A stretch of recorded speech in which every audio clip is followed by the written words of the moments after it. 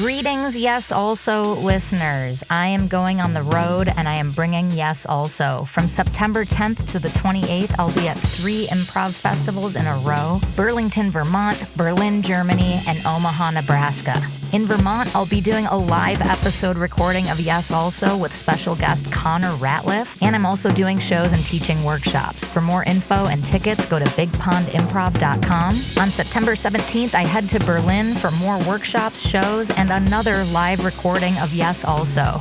For tickets and info, go to dasimprovfestival.com. That's D-A-S. It's German. And the last weekend in September, I'll be in Omaha, Nebraska, doing workshops, shows, and a big old Q&A. For tickets, go to omahacomedyfest.com. Hope to see you at one of these places, and bonus points if I see you at all 3. Wait, no. That'd be weird. Welcome to Yes Also. I'm Suzi Barrett, and my guest today is the eternally funny, unconditional delight, Angela Giarratana. You probably know Angela from her work on Smosh and Dropout, or from her amazing improvised podcast, Artists on Artists on Artists on Artists on Artists. But she has a long history with the improv and sketch community in LA, and improv roots that trace back to Second City and Groundlings as a youth, which you'll hear about in this episode. Angela is absolutely hilarious and one of my favorite people to improvise with, so it was surprising to find out in this conversation that she went through a chapter of feeling like she wasn't enough or good enough on stage, and she talks about what pulled her out of that and how she found her footing again. In part 2, we go into depth about her work on Smosh and Dropout, and she talks about the different comedy muscles that are needed for each of those avenues. Part 2 is for subscribers only, but you can quickly and easily become a subscriber by going to yesalso.supercast.com. A huge thank you to all of you who have subscribed for free on YouTube. We reached our goal of 1,000 followers there. Oh my goodness. For those who don't know, we post all the videos of our part 1s up on YouTube, so you can watch the video versions of these as well. If you would like more Angela, and who wouldn't, make sure you listen to her hilarious improvised podcast, Artists on Artists, and repeat that 4 times. And head over to our Instagram page at YesAlsoPod to see some adorable pics of Angela doing improv as a kid. My goodness. Okay, and now the reason for the season, Angela Giarratana. All right, ready? 3, 2, 1, begin. Zip. Zap. Angela, welcome. Hi. Can I just say I get such good vibes from you? Ah, yes. I feel like we've only played a couple shows together. That's always the best time. Always the best time. The best time. You're so fun to play with. You are so cool. Oh, man. Cool. I'll just give you the floor. Keep going. Keep going. No, I can't. I can't blow my cover. How dare you stop? Just say, like, I'm cool and I have good vibes, and then full stop. And I'm like, okay, now your turn. You are so fun. You are.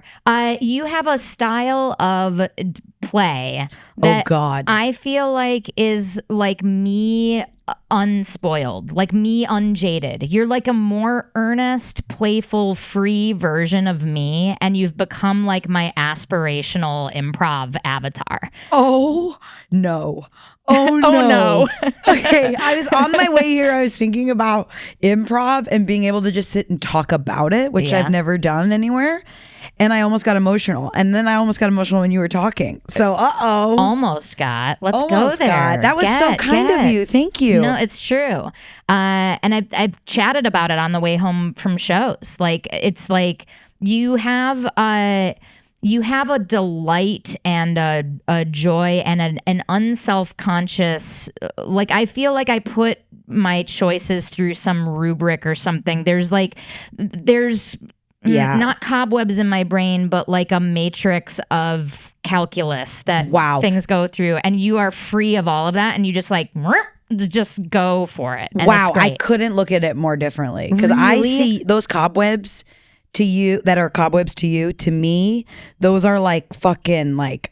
Are we allowed to cuss on here? Yeah. I just went on a podcast recently and they were like, please stop cussing. Cussing? And I was like, what? Who calls it cussing? First of all. Also, that sounds like a swear word. A cuss. Don't you hear cuss in this household? Sounds like a cunt full of pus. Oh Oh my God, cuss is a cunt full of pus. Full of it. Like a puss water and balloon. pus. Yeah. Okay, wait.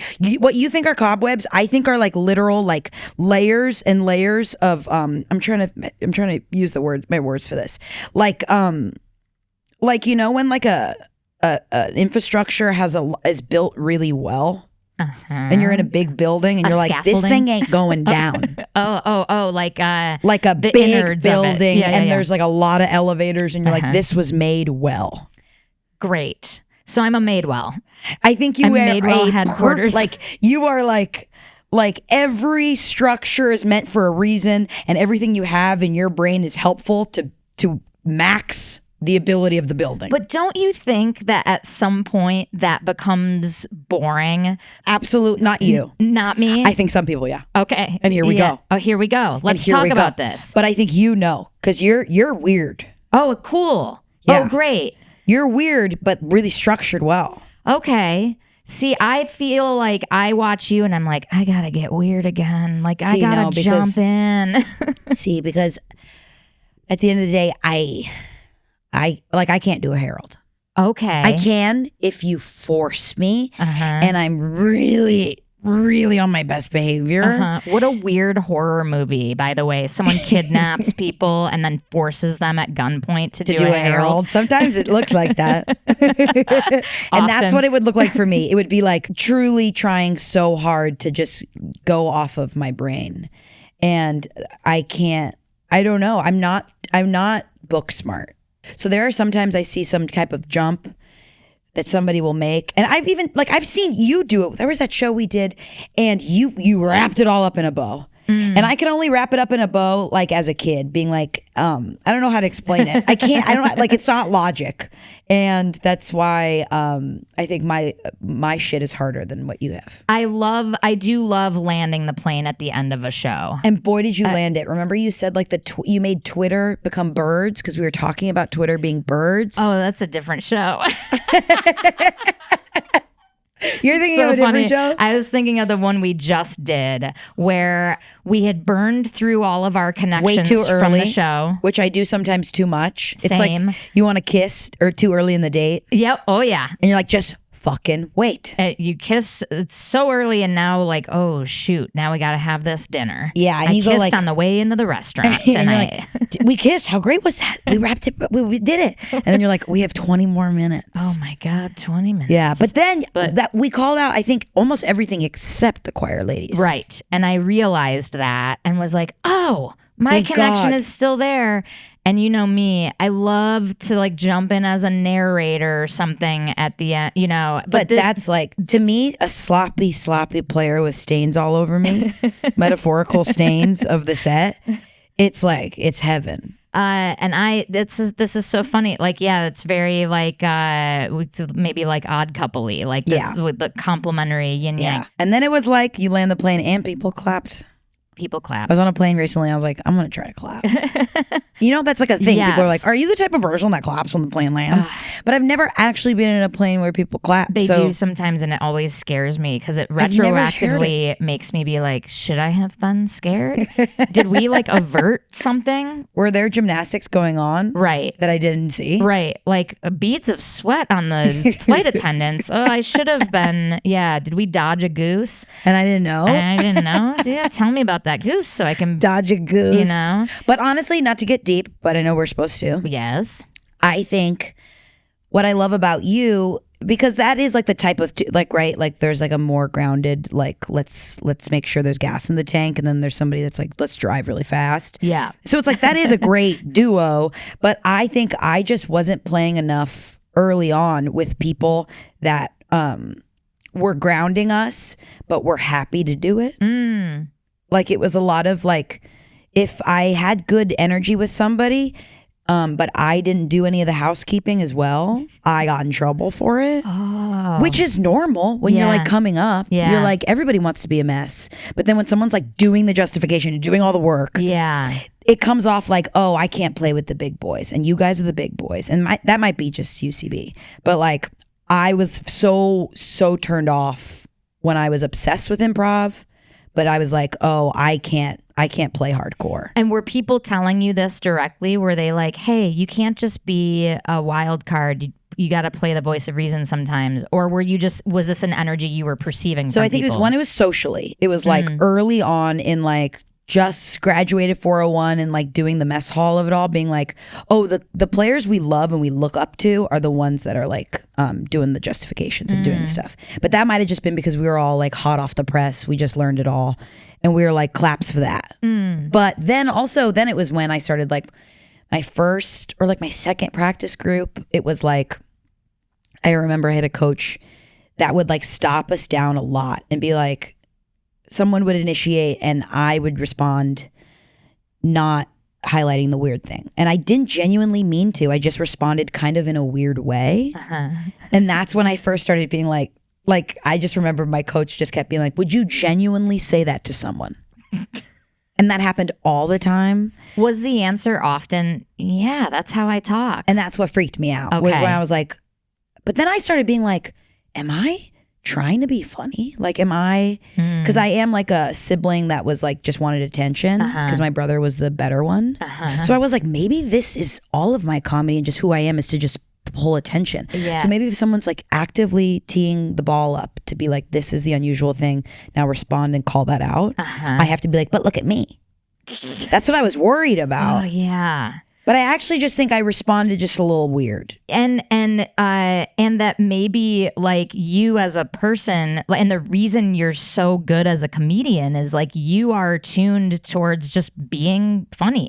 Like you're one of those people who could just That's sweet, but I don't sit and like order an iced tea, and the way you do it is probably a little bit funny to the rest of us because you're a funny person. That's sweet. But I think like when you're like trying to learn improv and everyone in the room is trying to be so funny. Yeah. I think it was like, okay, we have to focus. We have to focus on the one thing because we're not skilled enough to focus on that one thing plus 4 other things. Yeah. So that made me think like, oh, I can't do it. Oh man, what a tragedy that feeling is. And thank God it didn't put you off of it. Took me a long time though. Okay. I fully, even coming to this today, no joke, Suzi, I was a little stressed. Oh no. Just because like I'm still fully like acclimating back to just being able to do normal improv without feeling like I have to like write standing up. And I can't be as whack as I want. Let's talk about those two things. Like what do you see as the difference between what you're calling what are you defining as normal improv versus writing standing up? Okay. I think it all just goes back to the school stuff of just the training of it all. Yes. But I think I came up doing short form. So it was just... Where was that? And that was at Second City. I remember I went to a performing arts high school in Van Nuys in LA. Wow. And... Was it Keys? Was it Keys on Van Nuys? No, but that was on the street. Oh, great. Did you guys sing that song? Oh, yeah. Wait, this is actually crazy. I've never talked to anybody about this. My mother signed me up for Groundlings summer camp. Cool. And I had Mikey Day as a teacher one summer. I had Michaela Watkins as a teacher one summer. Slow down. Literally. And my mom and I, it was like this, like my brother would do like normal summer camp. And then I would get like 2 weeks out of the summer where she'd drive me to Melrose every day. Wow. I would take like short form classes as a fucking little kid. How old were you? I think this was in middle school.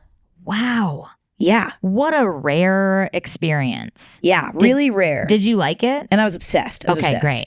Because I was just a theater kid. Yeah. So I just liked, it was the first time I was like being a theater kid and not focusing on the singing. I have such a visceral memory. I did like a summer music theater thing, like, you know, to give me my fix until school started again and plays were back. But I have such a visceral memory of like riding my bike through the stifling heat and then like entering an air-conditioned theater in the summer, and it's dark and your eyes have to adjust because theaters are always a little bit dark. Yeah. And I'm picturing you walking into that space on Melrose, into the AC and like the darkness. It was so fun. And my mom would take me like to the thrift stores after. Oh. It was like heaven. Yeah. I can't believe. Yeah, I think that's when I got addicted. And maybe it was just because my mom was spending time with me. Maybe I actually don't like improv, and my mom just slowed down and we hung out every week. You know this is a therapy podcast, right? It looks like it because the chair. Yeah, perfect. Yeah. Okay, tuck in. You have good vibes and the chair, so I'm like, I'm just gonna talk about my mom.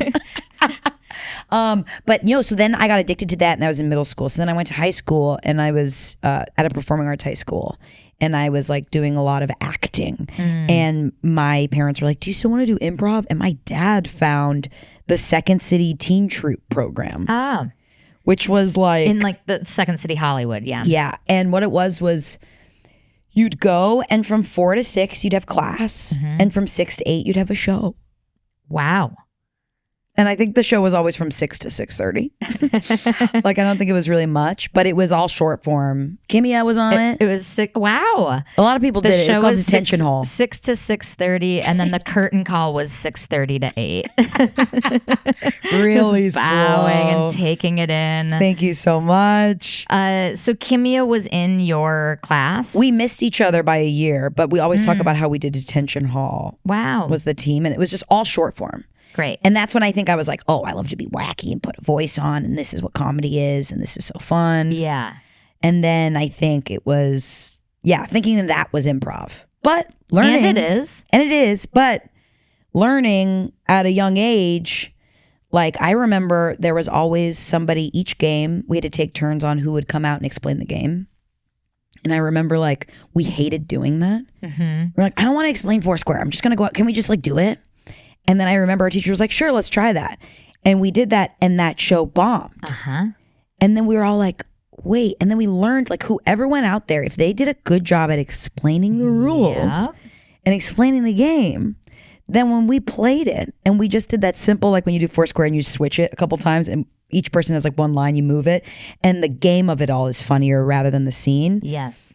We were like, whoa, we're getting more laughs doing that. People have to know what they're looking at. Yeah, and then fast forward, I was taking my first UCB class, and I remember just like learning. It was like, we have to say the rules, and me going like, I just want to have a funny voice. They're like, no, but if you say the rules, you will be able to have more like volume. And to map it over in the UCB context, what they're talking about is like underlining what the unusual thing is, or like that is the saying of the rules, rather than being like, all right, in emotional option, this person is going to. This time, it's like. I'm sorry, did you say you're a cool boss and so you never come into the office? We meet on the beach? You just said that? Yeah. Like to me, I was like blending it and I was going, oh my God, this is the same thing. You're just kind of holding the audience's hand and then letting them go. Yeah, yeah. So when you, was there any training in between Detention Hall and UCB? No. Okay, so how old were you when you did, is there anything that happened in between there? In like between, I fell in love with Sketch. Oh, Sketch, okay. Yeah, so then I went to That's UCLA. The name of a skater boy that you fell in love with? I fell in love with Sketch. He was awesome. Yeah. And he was celibate. That's when I fell in love with Sketch because I went to UCLA and they had like a sketch program, that like an after school sketch thing, and it was very culty and I was obsessed with it, and I was like really into that more than improv. I was on the improv team at UCLA, but it was kind of just like there was an awful guy on there that would use every improv scene to just kind of try to touch me. Oh, and I was like, Lord have mercy. I don't want to do improv here anymore. Ironically, his name was not Sketch. Sketch was the least sketchy guy. No, Sketch, a great guy. Yeah, a great guy, great celibate guy. We don't want to like linger here too long because it's an improv podcast. Yeah. But what did you fall in love with about Sketch? I think it was when I started. I mean, I'm an actor. I just really love acting. Sure. At the end of the day. Yeah, of course. And I think I felt like it was like I was doing a lot of like frickin' Uncle Vanya, and I was bored. So then, but it was like I was in theater school. We were slow. We'd spend it like 8 weeks putting up a play. Yeah. And I think I like wanted more like contact with the ball. Right. And Sketch just felt like that, faster and less precious. Great. And I think I started to fall in love with characters. And that's when I was like really into being like, oh my God, I could be this like quirky, whatever. Do you feel like had the weirdo not been in the improv group that improv would have satisfied that requirement in your brain as well. Because to me, like, that's what I love about improv is it's plays without the 2-month rehearsal process. And Well, that's kind of crazy to think about because honestly, just at UCLA at the time I was there, the sketch team was more worshipped than the improv team. And I wonder if it just switched, if I would have wanted that one more. Yeah. And now we're back to therapy. Who doesn't want attention and who doesn't want to be the popular belle of the ball? Especially when you were a freaking loser and then you go to theater school and you're like, whoa. But yeah, no, I think but I actually liked the sketch part of it. I really liked because I started to like writing and I was like, oh, this is fun. Like I liked mapping. I loved doing parodies. It was like blowing my mind. I'm a musical person, so I was like writing a parody song all the time and being like, this is so cool because it's the song but not the song. Yeah. And there's something I feel like that is a sandbox for all parts of talent to show up in when you can play with having the song sound genre accurate. You're like writing the chords and the way that serve that where it's like this, if you didn't know the difference, this could actually be a song from this musical. Yes, this is art and also it's a wink to we had like some like fun. Wannabe like Mumford & Sons parody band and I felt like we were brilliant. Yeah. I was like, we are playing with the genre in ways no one's seen before. Throw me one of those titles of one of those, or one of the topics. I couldn't even tell you, Suzi. I wish. I'll text you later. I'll have to look it up because they're all on the internet too. And it's like, oh, that's embarrassing. But I think and I liked the like, we're buying our costumes and then I liked the like indie filmmaking of it all, which just felt like filming sketch, which was really fun. Did you have a sketch closet? Like for years was your closet full of like a caveman bone and a barrel of tiny cars? And and it still is. But the difference between college me and adult me is like, it's got to have like multiple characters for it to be able to be in the bag. Like it's got to be a lab coat for like multiple guys. And girls, but it can't just be for one character. It's got to work for the mad scientist sketch, and it's also got to service like that future sketch. I can put it on backwards, and it's like a future, and tunic. It's a jacket. Yeah, it's like a cult guy or a lab coat. Yeah, that's exactly it. Man, I think it was the show we did recently when I got there a little bit early, and a mod team had just finished their rehearsal.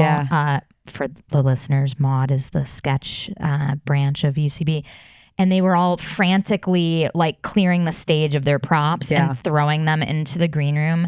And it gave me such agita. And I was like, oh God, I'm really so glad I don't do sketch.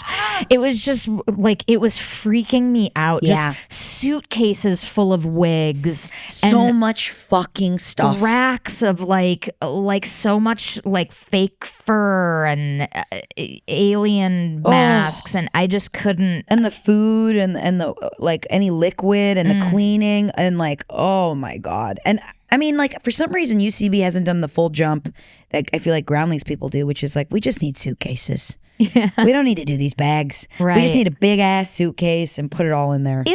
This is gonna sound like an insane question, but like when I came up watching sketch, it was at Second City, and like the maximum prop they would have is like one time Dratch wore a monster mask. That's wild. Like it was very like they were just in their suits and ties, and they would use their suits and ties in different ways. But it was very pared down and very like miming the like doing object work. But it was more about like the sketch itself, like what the topic was. I feel like UCB teaches that. Okay. But I remember like early sketch, like when I like was first starting to understand and do it post college. And I remember seeing like some IO sketch teams.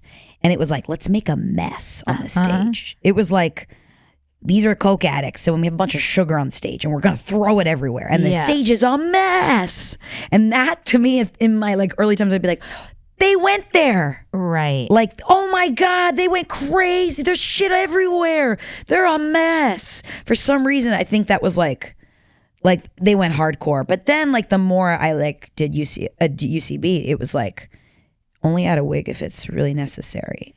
Well, how does it get from there to what I saw coming off stage at that? Because that's UCB. Yeah, exactly. They were like parting. I think it literally goes up and down. I think it depends. Like I remember, I think it's also the teachers at the time. If they are like my first like JFL character showcase, I was I was auditioning for it, and it was me and Lacey Mosley were in the showcase, but it was at Groundlings, and we were the only two UCB people, and I was a fucking kid. Like I barely knew her, but she and I knew we were UCB, and we had 2 hats for our sets, and they had so much stuff. Yeah. And they each would like go into character and like teeth molds and like spirit gumming a mustache and sideburns onto themselves. Like in the dark to a Dua Lipa song while we all wait and watch it in between the set.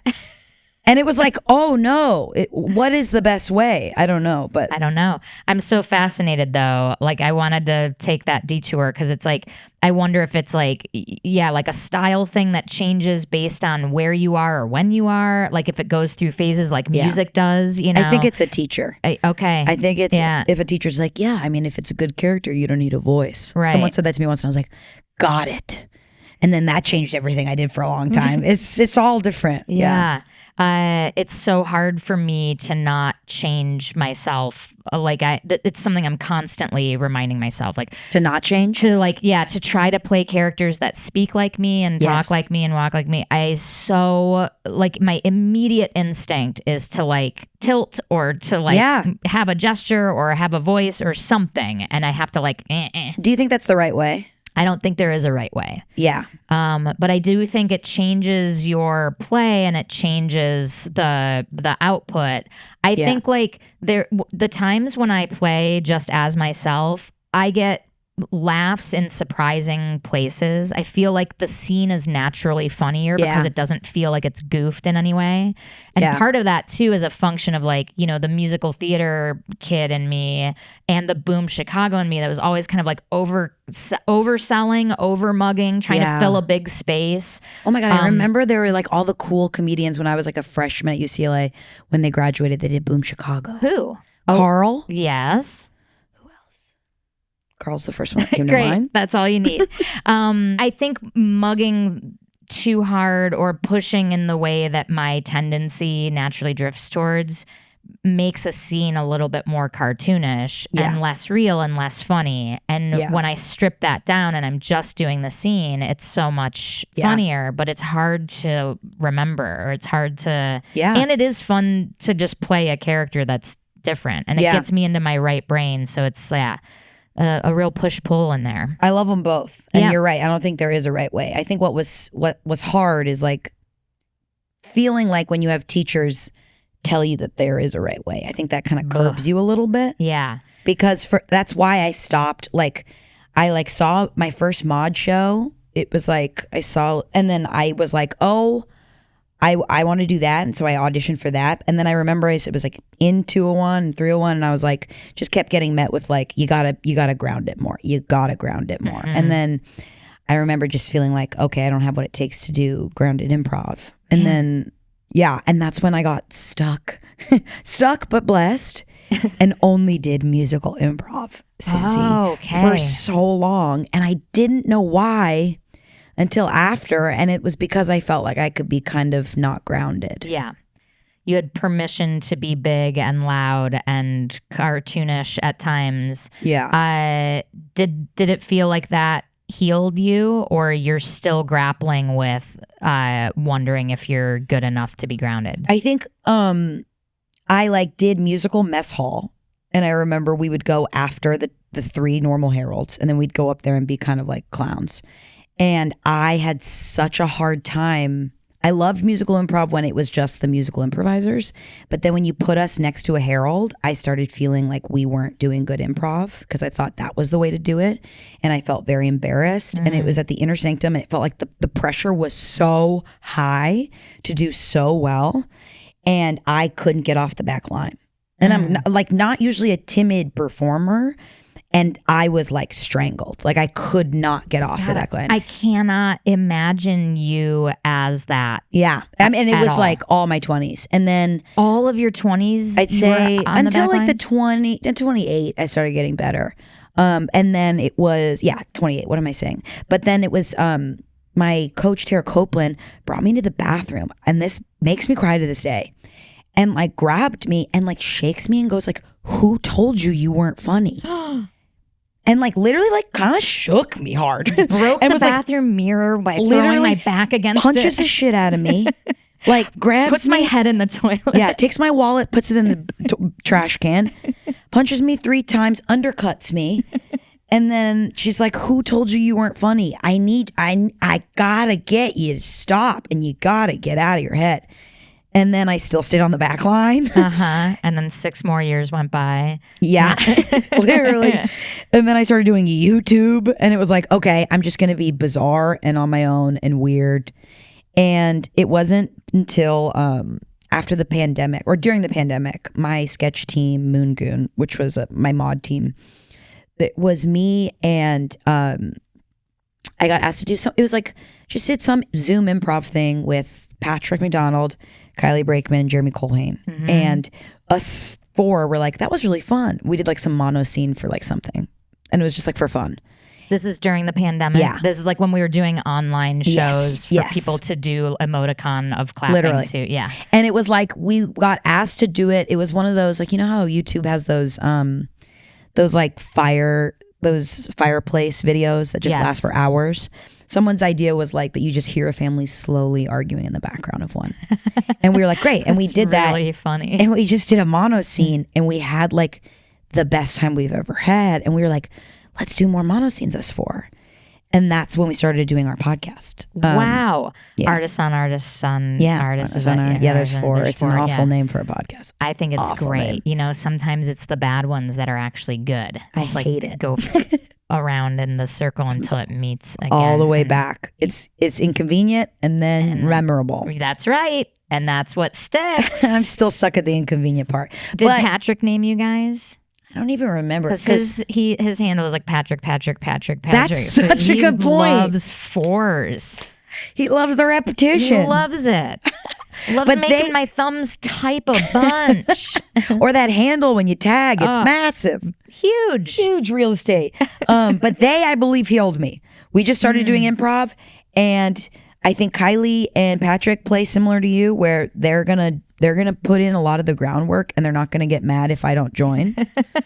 And that made me feel safe. And Jeremy's fucking crazy. Yeah. And that made me feel safe. You guys are like siblings. Yeah. Like you're so similar. Almost the exact same. Yeah. And even look vaguely similar. Yeah. Like I wouldn't be surprised if you were like, no, we're cousins. Yeah, truly. Yeah. We are very, and then we just get so jealous of each other when anyone has anything. Yeah. Even when we were on a sketch team, every role he got, I was jealous of. Every role I got, he was jealous of. And they were always like ridiculous characters. But you mean when someone's like, so I wrote this sketch about the barber shop. Jeremy, you're going to be the barber. And he's like, yes. Literally. There was like a Blockbuster monster, or no, there was one we fought over. Someone wrote a sketch about the 2 dogs in Lady and the Tramp kissing over the pasta, and the chef coming back being like, the dogs kissed. And Jeremy and I fought for that chef. We're like, can I read it? Great. I'd love a chance. I'd like to try one more read. I'm not sure I really was in the pocket on that last one. I was like, as a natural born Italian, I would love to do this again. Well, and I think I'd like to bring an Irish spin to it. I'm Irish, right? Colhane? Yeah. Yeah. So, but I think that they all helped me, because then we just did our pod for so long, and it stopped feeling, I don't know, it just felt like a new 10,000 hours in a new light, if that makes sense. It does. There is such a marked difference between playing with people who get you and love you and who you have the same sense of humor as, and in a versus don't, or in an arena where like it sounds like maybe with the UCB thing, like it could have been a combo of a lot of things. I think it was the pressure. I think it was less the people and more like not being able to feel free, because it felt so, I mean, it was really cool, and it like I look back on like that time where it was like everyone's identity was like how good you were at that. And I mean, like at Harold's, it felt like in my like that just brief moment of my life. And then this was like I think we realized we were like, okay, improv podcasts don't do well at the time when we were like, okay, this is only for fun. This is the one thing we're going to do that has no hustle. And I think that's what like lifted the gates. Take all the pressure off. The only goal is to goof around and make each other laugh. Yeah. Yeah. Which was probably the goal in those practice groups, but like somewhere it got lost where it was like, let's learn a certain way to do it. And it was a lot of, I just couldn't write standing up. I could not. I still am so bad at justifying. I can't. Yeah. Yeah. Luckily, you don't need to be good at it because you're great at everything else. And I do want to be good at it. Yeah. I got it. But I also like, I feel like I've seen you justify, and like I like feel a shooting like star. Like a dog standing on its hind legs. Like, you can't do that. Yeah, what? And you can't prove that it happened, and no one will believe you.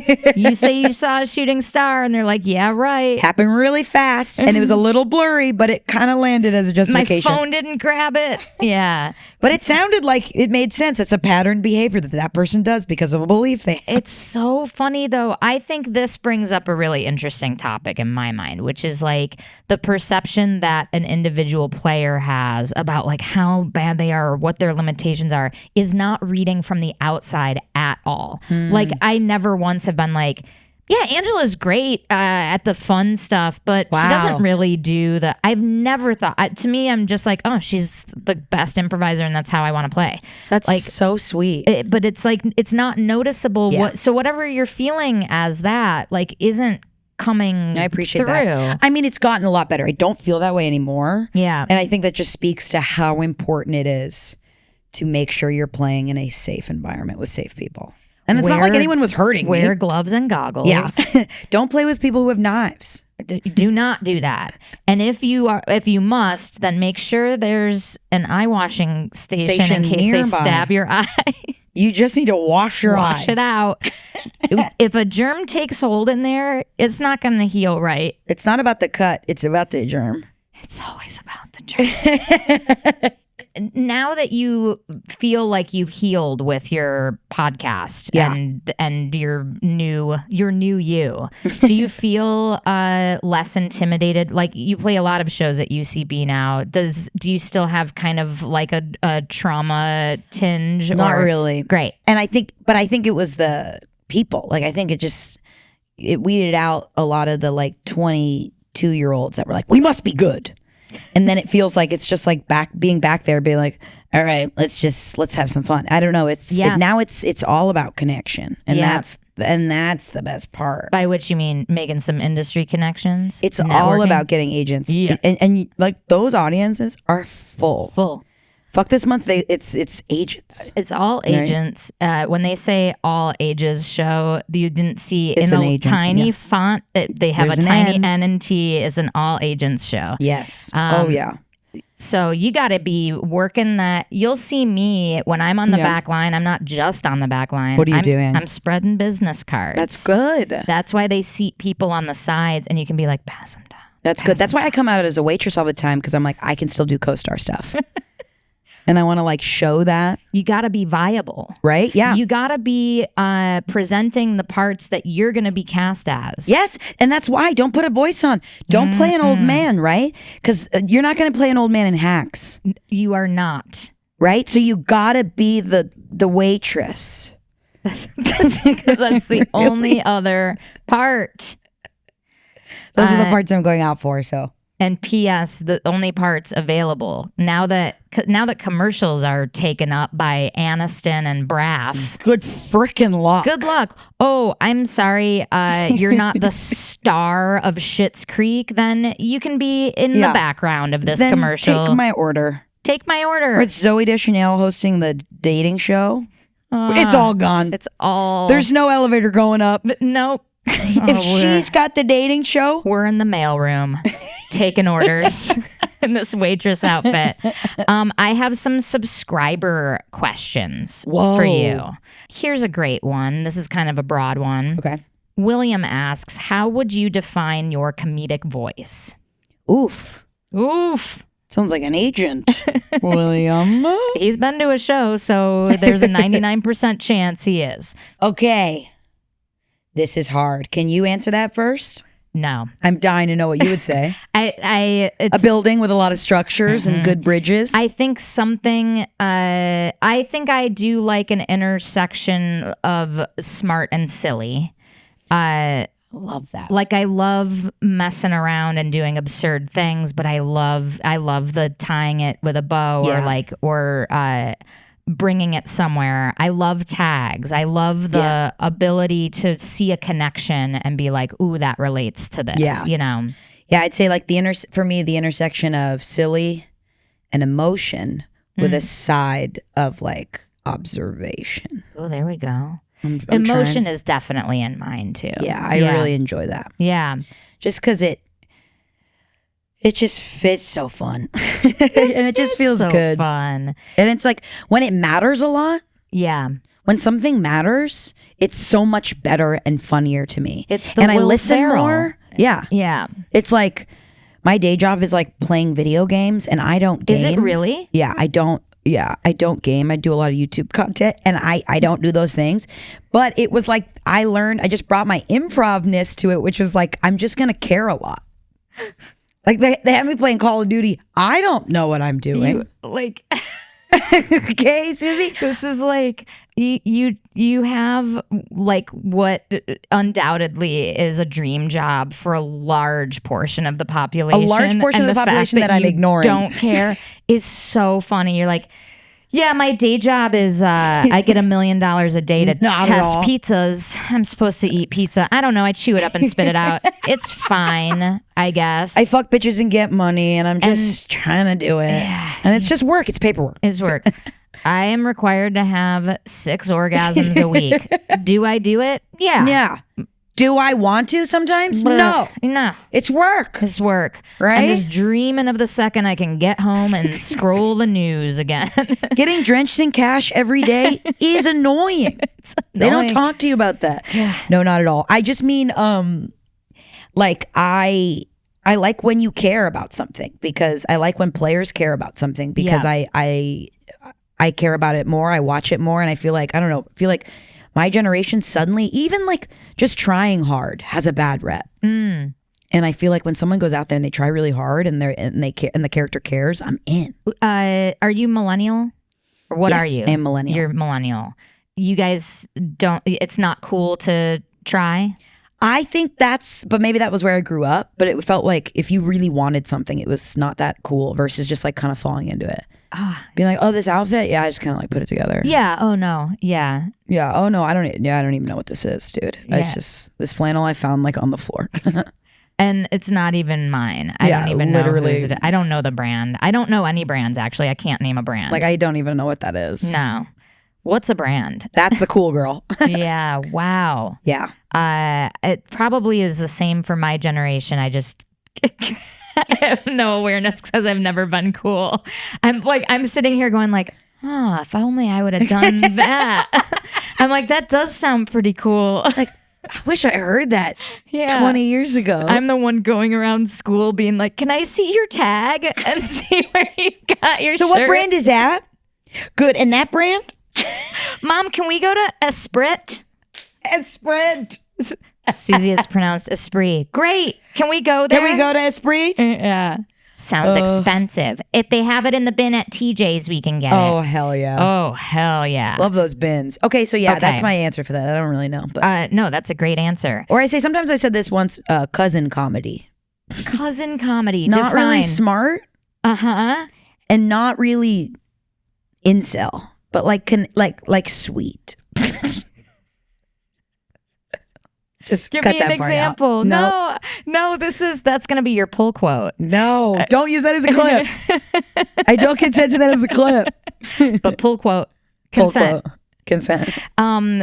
Do you have like a movie that hits that bullseye of that not comedic. Really smart but sweet? Whoa. No. Okay. Do you? I mean, to be honest, recency bias. I just started watching Happy Gilmore 2 last night, And I was like, oh, this is so its own tone. Like I fucking love Happy Gilmore. The original is How heavy did you rotation. feel watching it? It's good. It's like it's I thought it was going to be worse than it is, and I was like, oh, he did a great job. My only complaint about it is, have you seen it? Not the second. No. I feel like he tries too hard to honor, like, including every single bit of the old one. But then once it does cross a threshold where you're like, oh, now this is its own game, where he's like putting in even extras that were in, and it's like, okay, now I'm on board again. Okay. I get that this is like its own mission of it's this that thing. Circle, and it goes all the way back. This is a reunion for us. It's all the way back. Yep. Ayo, and Patrick. Yeah. Wait, I'm gonna go backwards to that question, because I think I answered what I think my style of comedy is, but now thinking about what I like to watch and then going backwards and thinking that, like I watch, I can't stop watching reality TV. It's really hard for me to watch comedy. Yeah. Like, and I think, I don't know, maybe I can't relax, but I'm either watching like reality TV or like dark dramas. Yeah, I'm very similar. Or another one for me is documentaries. Me too. But I need real. Yes. And I don't know why. Like, I cannot relax if it's like Veep, which is like brilliant and inspiring to watch, but I it's not my comfort. I first noticed this phenomenon in myself like 15 or 20 years ago when Flight of the Conchords came out. Yeah. And I watched the first episode and I was like, wow, that's brilliant. Yeah. I don't know if I can watch anymore. Oh my God, that's literally me with every comedy that It's comes like out. They're doing it so correctly and so brilliantly that there's like I don't know what it is. It's like I think the comedian brain in me likes to watch regular stuff so that I can do the play at home game, so that I can find things funny about it, and I can't put a hat on a hat. So it's like there's no work for you. There's no work. It's you're inactive. Like looking at the coloring book and it's colored in. I'm just watching someone else play with the toy that I want to play with, and it's like, but can I have a turn? And they're like, no, the Nintendo's gonna get hot. You can't hold the cartridge. You're blowing my mind, because I've always thought, oh, I just can't relax because I'm so like inspired. But it's that, like, it's the fun's already having, and that's why I'm obsessed with reality TV, because they have no clue what they're doing. And my favorite thing to watch constantly is like menopausal women thinking they're so right when they're so wrong. So you're a housewives person. I gotta start. I have got to dive in. It is some of it is trash, and I mean all of it is trash. Some of it is but trash. Some of it is brilliant comedy, and I'm like, this is just because this person believes in what they believe in so hard, and they're so wrong. Yeah, and she is not in a grounded reality. And then you put her next to someone who's grounded, and that person looks so silly, and I can't stop laughing. Well, and here's like, all of this is input for when you play characters on stage. Like you can become that person. You can adopt that point of view. Yeah. That's fun. Versus a fully formed series like Parks and Rec that is absolutely brilliant, but it's like you can't ever play any of them. Truly. They're not real people. They've already nailed who the real people are. Yeah, and they know it, right? Like, something about like these menopausal women like screaming, saying the funniest shit, but they don't know because they're drunk and they're so far in their ego that they don't know what they're saying. And I'm like, oh my God, is anybody else seeing this? It's like I saw someone naturally trip. Which shouldn't be funny. But back to the cousin comedy thing, Happy Gilmore, even the original, is that. Yes. It's like, it's not super smart. It's you eat pieces of shit for breakfast, but it is very sweet. The whole point is he's earning money to save his grandma's house, and there's a lot of heart to it. Anyway, no, I love that shit. That's my example of cousin comedy. You did a great job. Thanks for landing that plane for me. Yeah, yay! Everyone clap. And I love that you invented a genre. Someone says, who is this? Buttered Toast Hater says, whoa, what is your favorite way to mess with your scene partner? Do you mess with your scene partners? Is that something that I love the classic someone says something really, someone lists a bunch of stuff and you go, let's say it again. Some classic ones. Oh yeah. Let me think. This is a good question. Say it again in that exact order. Wait, what is it again? I wasn't writing it down. Yeah, what was it again? Yeah. Or like on my podcast, we do a lot of like because we're talking. We gotta have you on. That would be. I'd love to. I'm get sending on the that. text now, but I'll do it after. You went like this. I was like, is my phone in here? I forgot we were on a podcast. I love doing. We do like a lot of like we're talking about a movie that we just shot. And I'll be like, oh, I love that scene when you gargle your own dick and or just do that to Jeremy and make him have to replay it. Sing for a supper. A classic pimp. A classic pimping. Yeah. Just a classic one. Yeah, I'm trying to think of other ones. What about you? Say that again. Yeah, that's one.